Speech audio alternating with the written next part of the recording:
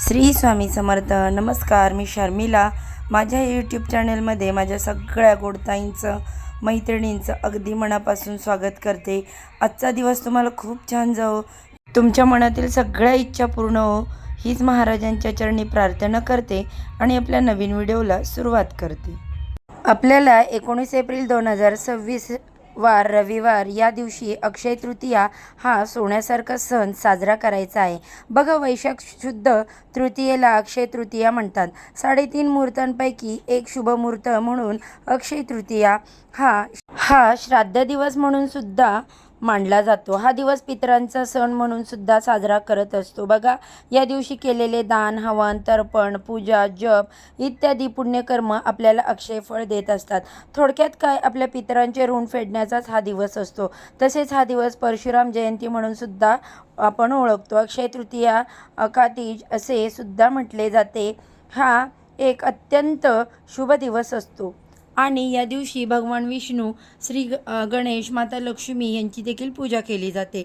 अक्षय हा शब्द अनंत किंवा शाश्वत आहे, जो शब्दांच्या संबंधित असीम भाग्य आणि समृद्धीचं प्रतीक आहे. नवीन व्यवसाय सुरू करणे, नवीन नोकरी, नवीन गाडी घेणे, वाहन घेणे किंवा एखादं आपण घर घेणे, हा उपक्रम सुरू करण्यासाठी हा दिवस योग्य मानला जातो. यंदा 19 एप्रिलला अक्षय तृतीया आहे. या दिवशी तुम्ही पूजा जी आहे तर ती नाही केली तरी चालेल, पण ही जी चूक आहे ती अजिबात आपल्याला करायची नाही. 99% लोकांना माहीत नसेल की ही चूक कोणती आहे. तसेच या दिवशी काय करावे, काय करू नये याविषयीची संपूर्ण माहिती आपण पाहणार आहोत आणि त्यामुळे व्हिडिओ स्किप न करता शेवटपर्यंत नक्की बघा. यंदा 19 एप्रिल रोजी रविवारी अक्षय तृतीया आहे. या दिवशी तृतीय तिथीचा प्रारंभ हा 19 एप्रिल रोजी सकाळी 10:49 होणार आहे आणि 20 एप्रिल 2026 रोजी सकाळी 7:26 तृतीय तिथी समाप्त होणार आहे. मात्र यंदा 19 तारखेलाच अक्षय तृतीया ही साजरी केली जाणार आहे. बघा, अक्षय तृतीया साजरी करताना या गोष्टी नक्की लक्षात ठेवा. एक म्हणजे महिलांनी सकाळी लवकर उठायचं आहे आणि अंघोळीच्या पाण्यात थोडं का होईना गंगाजल टाकायचं आहे. चिमूटभर हळद टाकायची. अंघोळीनंतर आपलं मुख्य दार स्वच्छ पुसून घ्यायचं. दारात सडा रांगोळी घालायची. दार स्वच्छ करून घ्यायचं आहे. उंबरठ्यावर हळदीचं लेपन करायचं. दाराशी लहान का होईना एक छोटीशी रांगोळी काढायची. उंबरठ्याची पूजा करून घ्यायची आणि उंबरठ्यावर एक वस्तू ठेवायची. ती म्हणजे एखादी मातीची पंती घ्या, त्यात अख्खे मुठभर तांदूळ ठेवा, त्यावर 2 लवंगा ठेवा, कापराच्या वड्या ठेवा आणि उंबरठ्यावर कोपऱ्यात दिवसभर ठेवून द्यायचं आहे. त्या तिथे तशाच राहू द्या. संध्याकाळी दिवे लागतात तेव्हा तांदूळ आणि कापूर ठेवलेला आहे तो लवंगांसोबत त्या वस्तू तुम्हाला जाळून टाकायच्या आहेत. माता लक्ष्मीला तुमच्या मनातील इच्छा बोलायची आणि या वस्तू उंबरठ्यावर जाळायच्या आहेत. तुम्हाला सोन्यासारखा अनुभव येईल. दुसरं म्हणजे बघा, त्याचबरोबर या दिवशी सकाळीच गॅस शेगडीची पूजा आवर्जून करायची. आंब्याचं तोरण दाराला जरूर लावायचं. तसेच आता आंब्याचं तोरण लावताना काय करायचं आहे महिलांनो, तर 5 आंब्याची पानं घ्या किंवा 11 घ्या, 21 घ्या. ती स्वच्छ धुवून पुसून घ्यायची. प्रत्येक आंब्याच्या पानाला ओम नमो भगवते वासुदेवाय नमः, लक्ष्मीनारायणाचा मंत्र जप आणि प्रत्येक आंब्याच्या पानाला हळद कुंकू बोट लावायचं आहे आणि मग ती आंब्याची डहाळी किंवा आंब्याचं तोरण आपल्या मुख्य दरवाजावरती लावायचं आहे. त्याच्यानंतर बघा, तिसरं म्हणजे मुख्य दरवाजावरती ओल्या हळदीने किंवा हळदी कुंकवाने स्वस्तिक काढायचं. त्याचबरोबर गॅस शेगडीच्या भिंतीवर, आपल्या मुख्य देवघरावर, त्यानंतर तुम्ही तिजोरीतसुद्धा स्वस्तिक काढायचं आहे. जिथं जिथं तुमच्या लक्ष्मीवर्धक गोष्टी ठेवलेल्या आहेत तर तिथे तिथे तुम्हाला स्वस्तिक काढायचं आहे. मग हळदीने काढा किंवा हळद कुंकू एकत्र करून गुलाबजल टाकून काढलं तरी चालेल. लक्ष्मीनारायणचा मंत्र जपा आणि मग स्वस्तिक काढायचं आहे. त्यामुळे सुद्धा माता लक्ष्मी प्रसन्न होते. त्यानंतर चौथं म्हणजे या दिवशी भगवान श्रीहरी विष्णूंची तसेच विष्णू सहस्त्रनामावली ही सेवा आवर्जून करा. 1 वेळा आणि 11 वेळा व्यंकटेश स्तोत्र पठण करता आलं तर जरूर पठण करायचं आहे. सकाळी करा, संध्याकाळी करा, पण आवर्जून करा. तुम्हाला जमेल त्या वेळेला करा आणि जर तुम्हाला वाचायला नाही जमलं तर यूट्यूबवर लावलं तरी चालेल. 5वं म्हणजे तुमच्या कुलस्वामिनीचा टाक असेल, फोटो असेल तर त्या देवीच्या टाकावर तुम्हाला कुंकुमार्चन आवर्जून करायचं आहे. त्याचप्रमाणे बघा अक्षय तृतीयेला देवी देवतांना छान असे या दिवशी अभिषेक करायचा आहे. पंचामृताने करा, गाईच्या दुधाने करा, थोडं केसर असेल तर दुधात केसर टाका आणि केसर मिश्रित दुधाने आवर्जून लक्ष्मीनारायणांना, गणपती बाप्पांना तसेच जेवढे देवदेवतांच्या मूर्ती तुमच्या देवाऱ्यामध्ये असतील त्यांना अभिषेक करा. त्यानंतर माता अन्नपूर्णेला देवघरात स्थापन करताना छान असं वाटीभर तांदूळ घ्या, त्यात अन्नपूर्णा मातेची मूर्ती स्थापन करा. अन्नपूर्णा मातेला ओम अन्नपूर्णाय नमः, ओम अन्नपूर्णाय नमः हा मंत्र जप करत सकाळी देवघरात सुद्धा एक अखंड दिवा लावून द्यायचा आहे. तो विझणार नाही याची काळजी घ्या.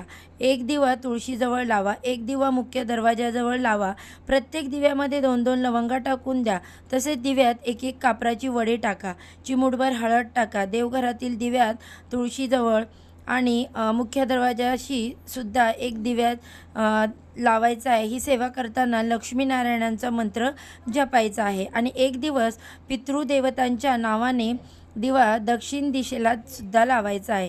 यामध्ये फक्त काळे तीळ टाका व इतर कुठल्या गोष्टी टाकू नका.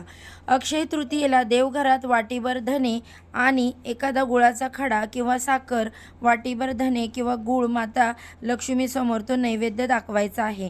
आपण तर पूर्णवर्णाचा नैवेद्य किंवा तुम्ही इतर गोडाधोडाचा नैवेद्य दाखवत असाल, पण तो नैवेद्य दाखवल्यानंतर सुद्धा वाटीभर धने, गूळ किंवा साखर याचा नैवेद्य माता लक्ष्मीला जरूर दाखवायचा आहे. आयुष्यभर तुमच्या घरात धनधान्य, ऐश्वर्य, सुख, शांती, समाधान हे लाभेल, कशाचीच कमी पडणार नाही. म्हणून वाटीभर धणे आणि साखर हा नैवेद्य माता लक्ष्मीला जरूर दाखवायचा. या दिवशी थोडेसे धणे आपल्या कुंडीत जरूर पेरून द्या आणि त्याची जी कोथिंबीर उगवेल ती तुम्ही जेवणात प्रसाद स्वरूपात खायची आहे. त्यानंतर बघा पूर्णावरणाचा नैवेद्य, आंब्याचा रसाचा जो नैवेद्य असतो तर तो सगळ्यांच्या घरामध्ये होतो. काही ठिकाणी तर अक्षय तृतीयेपासून आंबा खाल्ला जातो. आधी देवांना नैवेद्य दाखवला जातो, पितरांना नैवेद्य दाखवला जातो, गाईला नैवेद्य दिला जातो आणि मग आपण आंबा खायला सुरुवात करतो. बघा आपल्याला आपल्या कर्माची फळं आपल्या कर्मानुसारच मिळत असतात आणि म्हणून अक्षय तृतीयेच्या दिवशी दान करायला विसरू नका. या दिवशी दान केल्याने तुमच्या जीवनामध्ये सकारात्मक गोष्टी घडत असतात आणि आपली जी चांगली कृती आहे त्यामध्ये वाढ देखील होत असते. अक्षय तृतीयेच्या दिवशी पाण्याने भरलेले भांडं दान करणं अतिशय शुभ मानलं जातं. या दिवशी तुम्ही कलश किंवा भांडे दान करू शकता. फक्त हे भांडे रिकामे दान करू नका, हे नेहमी लक्षात ठेवा. त्यामध्ये पाणी किंवा साखर किंवा मग एखादं धान्य भरून हे भांडं दान करा.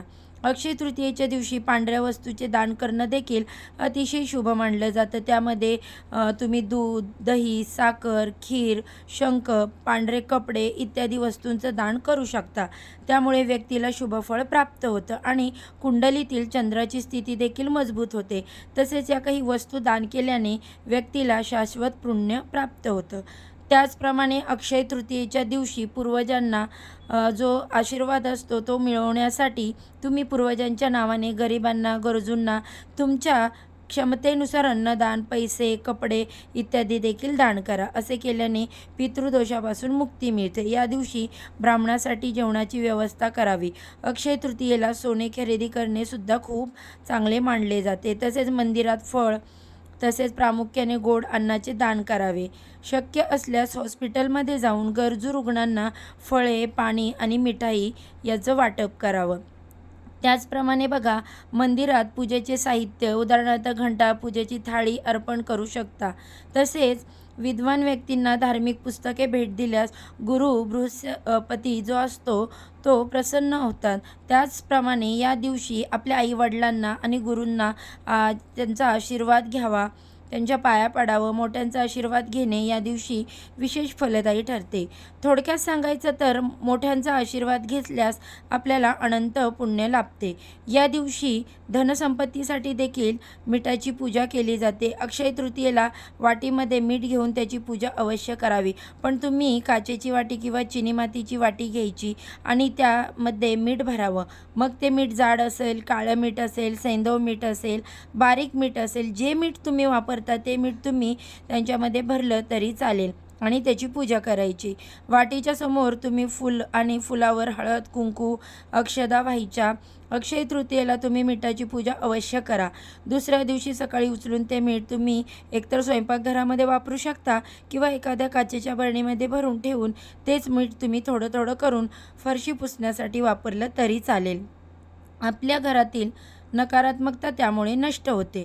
अक्षय तृतीयेच्या दिवशी भगवान विष्णूंची ज्या वेळेस तुम्ही पूजा कराल त्याच वेळेस भगवान विष्णूंना पिवळा रंग हा प्रिय आहे, म्हणून पिवळ्या रंगाची फुलं, पिवळ्या रंगाचा नैवेद्य प्रसाद म्हणून तुम्ही अर्पण करू शकता। तसेच या दिवशी आपण पिवळ्या रंगाची वस्त्र परिधान देखील करू शकतो किंवा करावीत। तसेच या दिवशी नवीन कपडे परिधान करून मंदिरात देवाचे दर्शन घ्यावे। प्रत्येक महिन्याच्या अमावस्येला सुद्धा तुम्ही पितरांसाठी दानधर्म सेवा करू शकता। प्रत्येक महिन्याच्या अमावस्येला तुम्ही पितरांचे स्मरण करून सीधादान करू शकता।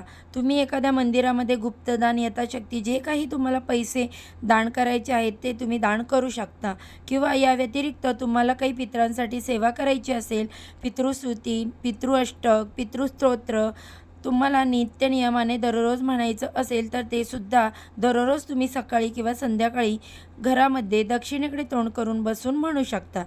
तर बघा, आपण जो पितरांचा स्वयंपाक करतो त्यामध्ये कोणते कोणते पदार्थ बनवायचे असतात, तर काही ठिकाणी फक्त पुरणपोळीचा नैवेद्य अक्षय तृतीयेला दाखवला जातो, पण काही ठिकाणी पितरांचा स्वयंपाक बनवला जातो। तर पितरांच्या स्वयंपाकामध्ये आवर्जून तांदळाची खीर सगळीकडेच बनली जाते। त्यानंतर उडदाचे वडे बनवले जातात, कढी, आळूच्या वड्या, त्याचप्रमाणे बटाट्याची, भेंडीची भाजी, डांगरची भाजी, त्यानंतर गवारीची भाजी, वेगवेगळ्या प्रकारच्या चटण्या बनवल्या जातात। चटणीमध्ये स्पेशल तिळाची चटणी, जवसाची चटणी बनवली जाते। त्याचबरोबर कोथिंबीरची वडी, पंचामृत, बऱ्याच ठिकाणी मेथीची भाजी, कारल्याची भाजी हे सुद्धा बनवलं जातं। आणि त्याचबरोबर लिंबू, तूप, भाजलेले किंवा तळलेले पदार्थ असतात ते सुद्धा पितरांना आवडतात। पण पितरांच्या स्वयंपाकामध्ये कांदा लसूण वापरणं अजिबात करायचा नसतो। कांदा लसूण विरहित जेवण जे आहे ते पितरांसाठी बनवायचं आहे। आणि पितरांच्या स्वयंपाकामध्ये शेवगा, वांग, गाजर याचा वापर मात्र अजिबात चुकूनसुद्धा करायचा नसतो। पितृभोजन होईपर्यंत घरातील सर्वांनी, तुमच्या भावकीतील असतील, तुमच्या घरातील असतील, सर्वांनी लहानांपासून मोठ्यांपर्यंत उपवास करायचा असतो। जे काही आपण स्वयंपाक पितरांसाठी जेवण बनवतो ते उष्ट करायचं नाही। पितरांसाठी स्वयंपाक करत असताना दुसऱ्यांबद्दल वाईट बोलणं, रडणं, पडणं किंवा खूप खुशी आनंदाने स्वयंपाक करणं, तसं या गोष्टी करायच्या नाहीत। नॉर्मल जसं आपण स्वयंपाक करतो की जास्त कोणाबद्दल काही बोललं नाही, आपलं आपण काम करायचं, तसं अशा पद्धतीने स्वयंपाक जो आहे तो तुम्हाला पितरांसाठी करायचा आहे। आणि पितरांच्या स्वयंपाकाला कधीच नावं ठेवायची नाही। भले तुम्ही कोणाकडे पितरांचं जेवायला गेलात किंवा आपल्या घरी जरी बनवलं तरी तुम्ही जेवण करताना किंवा जेवण झाल्यावर सुद्धा नावं ठेवू नका।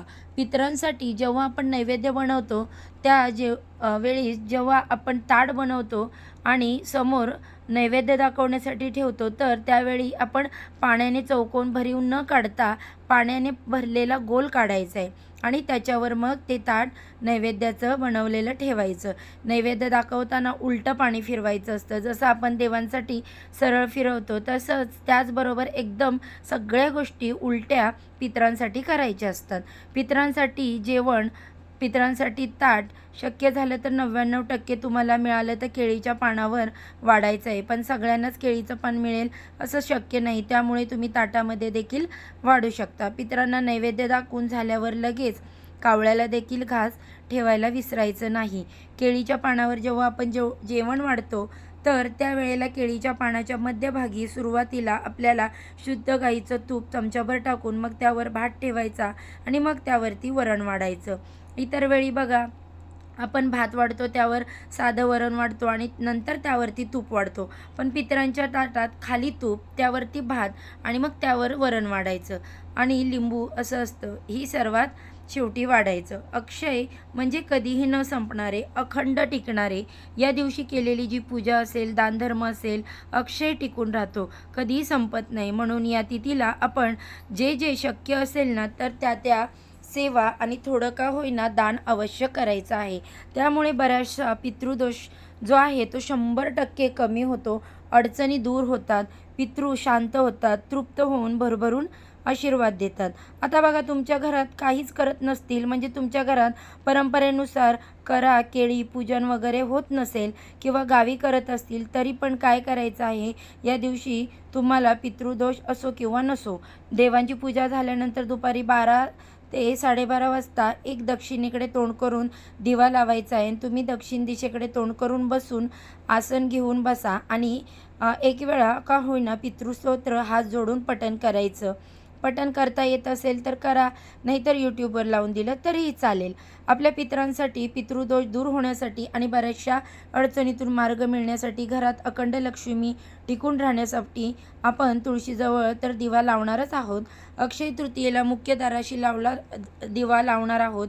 त्याचबरोबर एक दिवा पितरांसाठी सुद्धा आपल्याला दक्षिणेकडे तोंड करून लावायचं आहे. बघा, पितृदोष तुम्हाला नावाला सुद्धा उरणार नाही. तुमच्या पितरांचं स्मरण करा, प्रार्थना करा. बघा मग कसे सोन्यासारखे दिवस येतील. मात्र महिलांना मासिक पाळी किंवा 4था दिवस वगैरे असेल तरी घरातील इतर व्यक्तींनी सेवा केली तरी चालू शकते. अक्षय तृतीयेला कावळ्याला सुद्धा घास द्यायचा आहे. साधा दहीभात ठेवला तुम्ही किंवा पुरी केलेली असेल, काही चपाती केलेली असेल, त्यावर थोडा भात ठेवा, थोडंसं दही टाका, चमच्यावर साखर टाका आणि घराबाहेर कावळ्याला घास द्या. या दिवशी अवश्य तुम्ही कावळ्याला घास द्या. त्याचबरोबर घराजवळ गाय असेल तर त्या गाईला देखील तुम्हाला चपाती द्यायची आहे किंवा पुरणाची पोळी केली असेल तर पुरणपोळी तूप लावून स्वतःच्या हाताने गाईला अक्षय तृतीयेच्या दिवशी आवर्जून द्यावी. असा नैवेद्य खाऊ घालावा आणि मग आपण सर्वांनी जेवायचं आहे. आधी देवांना नैवेद्य दाखवावा, पितरांना नैवेद्य दाखवावा, कावळ्याला घास ठेवा, गाईला नैवेद्य दाखवा आणि मग आपण जेवण करायचं आहे. तसेच या दिवशी कोणत्या चुका आपल्याला टाळायच्या आहे याबद्दल देखील माहिती थोडक्यात जाणून घेणार आहोत. अक्षय तृतीयेच्या दिवशी मद्यपान, धूम्रपान करणे टाळावे. जो हा दिवस आहे तर तो खूप शुभ आणि पवित्र मानला जातो.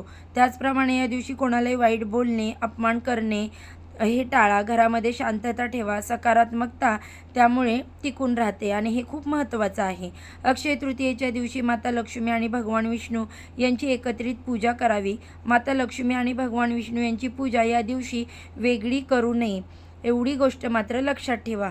बघा, जर आपण वेगवेगळे त्यांचं पूजन केलं त्यावेळी तर माता लक्ष्मी आपल्यावरती नाराज होतात, कारण माता लक्ष्मीला सर्वात प्रिय भगवान विष्णूंची केलेली उपासना आहे आणि भगवान विष्णूंच्या पूजेचे फळ मिळण्यासाठी तुळशीची पानं त्यांच्या प्रसादामध्ये नक्की ठेवा. त्यांना तुळशीच्या पानांची माळ बनवून घाला. हा उपाय केल्याने भगवान श्री हरी विष्णू लवकर प्रसन्न होतात. या दिवशी नॉनव्हेजचं सेवन घरामध्ये करू नका.